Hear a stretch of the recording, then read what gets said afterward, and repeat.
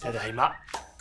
あのね、今日は一緒に暮らしてから3ヶ月の記念日だよ。覚えてた？もちろん。So if you know anything about anime characters and virtual assistants, you've probably known that the Gatebox here has existed in one form or another since 2016, and it's more or less exactly what you expect.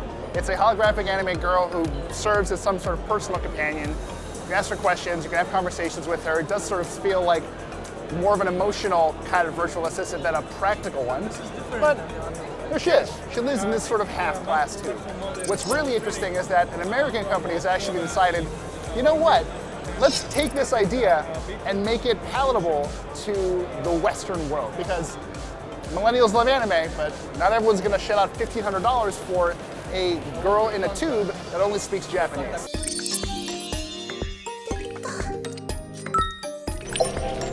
Now, as far as we've been able to gather, an American company in conjunction with a New Zealand developers worked on Hikari here and basically stripped out all of the innate cultural Japanese-ness and replaced it with a system that feels more palatable to Western customers. So, for example, we're hearing that they might be rolling these things out to a certain cruise line within the next couple months to act as onboard concierges that are available 24/7. They might also be used in gyms, for example, to check you in and maybe even help you out with some of your workout stuff. The hardware is a little bit different in this Western version. Instead of using this more elaborate projection technique, it's actually just a tablet inside of a chassis with sensors mounted right on top.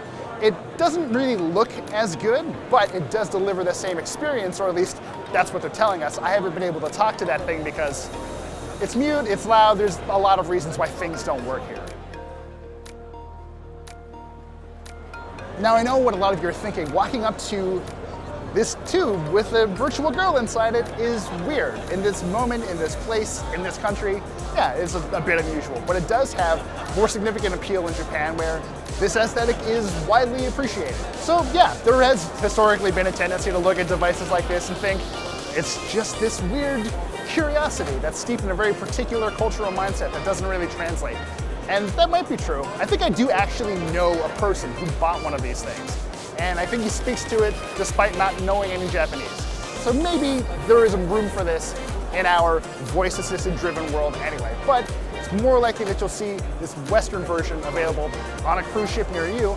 And who knows, maybe this will be the first step towards getting a mix of that Western sensibility and this Japanese style. And who knows, maybe it won't be long at all before voice assistants move out of the mainstream and we have more visual components like this to work with. It's a little bit different talking to a virtual human, but it is also in some ways a bit more comfortable, and that's always something to keep in mind. Ultimately, like I said, this has been around in some form or another for close to 4 years now, but it is really fascinating to see how people are starting to adapt it, take this fundamental technology, and work it up in a way that just feels more comfortable to more kinds of people. Anyway, thanks for watching, and stay tuned for more coverage from CES 2020 on Engadget.com. 今日も一日お疲れ様でした。